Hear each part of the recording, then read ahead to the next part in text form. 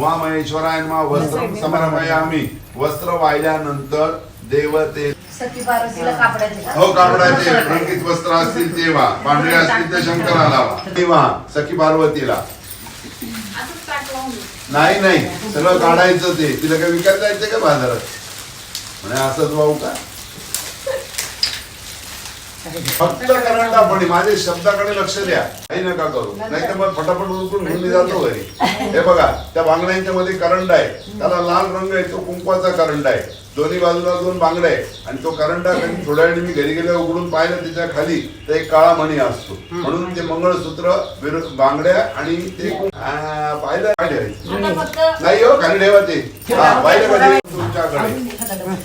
त्या विडा सुपारीवर रुपया तो 8 आणि 2 रुपये काय असेल ते एकच पान